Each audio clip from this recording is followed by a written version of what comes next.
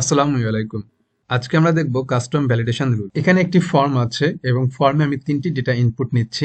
তো এই ক্ষেত্রে আমি এখানে কাস্টম ভ্যালিডেশন রুলস ইউজ করব ফোন নাম্বারের ক্ষেত্রে, যে কিভাবে আমরা একটি ফোন নাম্বারকে কাস্টম ভ্যালিডেশন রুলস এর মাধ্যমে ভ্যালিডেট করতে পারি। তো আমি আমার রিকোয়েস্ট ফাইলে চলে আসলাম এবং এখানে এসে আমি টার্মিনালটি ওপেন করে নিচ্ছি। টার্মিনালটি ওপেন করার পরে এখানে আমি একটি কাস্টম ভ্যালিডেশন রুলস ফাইল তৈরি করে নিচ্ছি। তাহলে তার জন্য আমাকে লিখতে হবে পিএইচপি আর্টিসান মেক রুল এবং আমাকে এখানে রুলের নাম লিখতে হবে।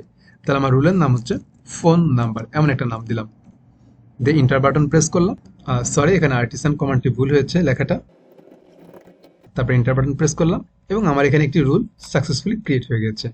তো আমি যদি আমাদের এখানে অ্যাপের ভিতরে যদি আমি আসি, তাহলে এখানে দেখবো অ্যাপের ভিতরে রুলস নামে একটি ফোল্ডার আছে এবং ফোল্ডারের ভিতরে ফোন নাম্বার এমন একটি ফাইল জেনারেট হয়ে গেছে। তো এখানে আমাকে কয়েকটি মেথড পাস করে দিচ্ছে।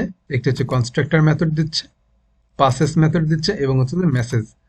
তো পাসেস মেথডটা হচ্ছে আমার এখানে ভ্যালিডেশন রুলসটা লিখতে হবে। আর এই ভ্যালিডেশনটা যদি আমার ইরর হয়, তাহলে সেক্ষেত্রে কি টাইপের ইরর মেসেজ দিবে, তাই সেই ইরর মেসেজটা এখানে লিখতে হবে। তাহলে আমরা হচ্ছে যে এখানে বাংলাদেশি ফোন নাম্বার ভ্যালিডেশন করার জন্য আমি এখানে হচ্ছে যে একটি রুলস লিখে নিচ্ছি।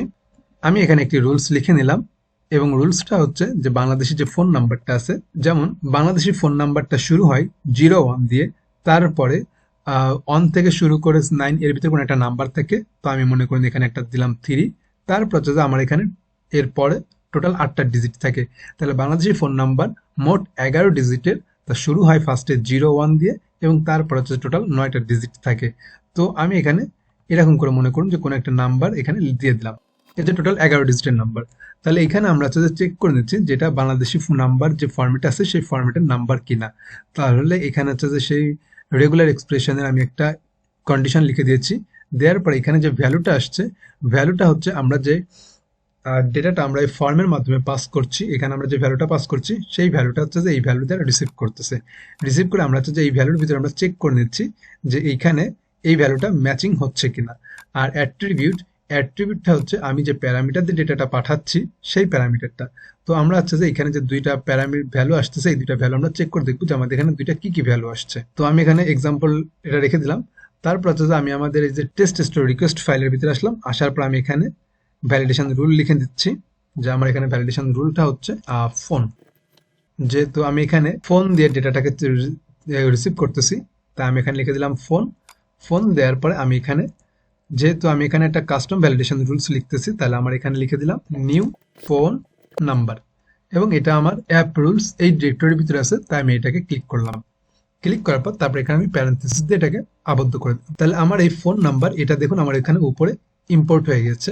তো এখানে লেখা আসতেছে অ্যাপ রুলস ফোন নাম্বার। এখন আমি এখান থেকে শুধু ফোন নাম্বারটাকে রিসিভ পাঠাবো। পাঠানোর পরে আমি এখানে হচ্ছে যে ডিডি করে দেখবো যে আমার যে দুইটা ভ্যালু আসতেছে, যেমন আমি এখানে প্রথমের দিকে নিলাম যে শুধু ভ্যালু, এই মানটাকে আমি ডিডি করছি। তাহলে এই মানটাকে ডিডি করলে আমি এখানে ভ্যালু ইনপুট দিলাম, দিয়ে আমি এটাকে সাবমিট বাটনে ক্লিক করলে তখন আমরা এখানে যে ফোন নাম্বারটা সাবমিট করেছি সেই ফোন নাম্বারটা এখানে দেখতে পাচ্ছি। তাহলে আমাদের অ্যাট্রিবিউটে কি আছে, এখন যদি আমরা এখানে আমাদের অ্যাট্রিবিউটটা যদি দেখতে চাই, অ্যাট্রিবিউট এবং ভ্যালু এই দুটা পরপর পাস করে দিলাম। পাস করে দেওয়ার পর যদি এখন এটাকে রিফ্রেশ দিই, তাহলে এখানে দেখাচ্ছে প্রথমে আমার আসতেছে ফোন। ফোন হচ্ছে আমার অ্যাট্রিবিউটের নেম, আর এটা আমার হচ্ছে যে ভ্যালু, এই ভ্যালুটা দেখাচ্ছে। তাহলে এই ভ্যালু দিয়ে আমার হচ্ছে যে এখানে কন্ডিশনটা চেক করবে যে আমি এই ভ্যালুটা মিলছে কিনা। তারপরে যদি এটা ফলস হয়ে যায়, তাহলে আমার নিচে আছে ইরর মেসেজ। তাহলে আমার সেক্ষেত্রে ইরর মেসেজটা কেমন হবে সেটা আমার এখানে লিখতে হবে। তাহলে এইখানে আমি এখানে লিখে দিলাম যে the phone number is not right formatted.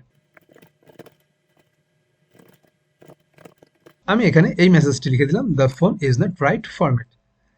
তাহলে এখন যদি আমি এটাকে রিলোড দিই এবং যদি এটাকে কন্টিনিউ করি, তাহলে দেখুন আমার এখানে ইরর মেসেজ দেখাচ্ছে the phone is not right format. তাহলে আমার এখানে যদি আমি আমার এটা টোটাল নাম্বারটা হবে 11 ডিজিটের এবং শুরুতে হবে 01 থাকবে এবং তারপর টোটাল 9টা ডিজিট থাকবে। তাহলে আমি এখানে যদি ডিজিটগুলো কাউন্ট করি, তাহলে আমার 1 2 3 4 5 6 7 8 9 10, এখানে 10 ডিজিটের নাম্বার আছে, যার জন্য আমার এই নাম্বারটা সঠিক ফরম্যাটে দেখাচ্ছে না। এখন যদি আমরা এটাকে 11 ডিজিট করে দিই, দেওয়ার পর যদি এটাকে সাবমিট বাটনে ক্লিক করি, সরি এখানে আমার ডিডি করা আছে, আমি এখান থেকে এই ডিডি লেখাটাকে মুছে দিলাম। ইউজার ক্রিয়েট করা আছে এটাকেও মুছে দিলাম এবং এখানে লিখলাম ডেটা ভ্যালিডেট সাকসেসফুলি। তারপরে যদি এটাকে আমি রিলোড দিই, রিলেট দিলে আমি দেখতে পাচ্ছি ডেটা ভ্যালিডেট সাকসেসফুলি এই লেখাটা আসছে। এখন যদি আমি আমার এখানে ফোন নাম্বারটাকে যদি আমি এখানে কথাটা লিখেছিলাম দ্য ফোন, এটাকে আমি চাইলে আমার যে অ্যাট্রিবিউটের মাধ্যমে যে ভ্যালুটা আসতেছে সেই ভ্যালুটা যদি আমি এখানে বসাতে চাই, তাহলে এই ক্ষেত্রে আমি এখানে অ্যাট্রিবিউট এই কথাটা লিখে দিতে পারি, attribute is not right format. তাহলে এখানে হচ্ছে যে আমার অ্যাট্রিবিউট যে ফোন লেখাটা আসতেছে সেই ফোন এখানে বসে যাবে এবং তারপরে এই মেসেজগুলো থাকবে। তারপরে যদি আমি এখানে আরো একটু অ্যাড করে দিই যে বাট ইউ প্রোভাইড, তারপর হচ্ছে ও যেটা প্রোভাইড করছে সেই প্রোভাইডটা রিসিভ করার জন্য আমি এখানে ইনপুট লিখে দিলাম। তাহলে আমি এখানে একটা ভ্যালু দিলাম, যদি সাবমিট করি তাহলে এখানে দেখাচ্ছে the phone is not right format but you provide, এইটা এই নাম্বারটা দেখাচ্ছে। তো এইভাবে আমরা আমাদের কাস্টম ভ্যালিডেশন রুলস গুলো লিখতে পারি। তাহলে কাস্টম ভ্যালিডেশন রুলস লেখার জন্য প্রথমে আমাকে টার্মিনালে যে আমার হচ্ছে যে এখান থেকে এই কথাটা লিখে নিতে হবে যে পিএইচপি আর্টিসান মেক রুল, এই কথাটা লিখতে হবে। লেখার পর আমার যখন রিকোয়েস্ট ফাইল রুল ফাইল যখন আমার তৈরি হয়ে যাবে, তখন রুল ফাইলের ভিতরে আমি এখানে পাসেস যে মেথড আছে সেই মেথডের ভিতরে আমি আমার কন্ডিশন লিখে দিব। কন্ডিশন লিখে দেওয়ার পর যদি আমার এটা সাকসেস হয়, আর এই মেসেজের ভিতরে আমি এখানে আমার ইরর মেসেজ, যদি ইরর হয় তাহলে সেক্ষেত্রে কি ইরর মেসেজ দেখাবে সেই ইরর মেসেজটা লিখবো। এবং আমি যখন এই ফাইলটাকে যখন আমি কোথাও ইউজ করব, তখন সেই ক্ষেত্রে আমার এটাকে ইম্পোর্ট করে নিতে হবে এবং লেখার নিয়ম হচ্ছে নিউ দিয়ে এই কথাটা লিখতে হবে। তো এই হচ্ছে আমাদের কাস্টম ভ্যালিডেশন রুলস। তো আজকে এই পর্যন্তই। Thank you for watching this video. আল্লাহ হাফেজ।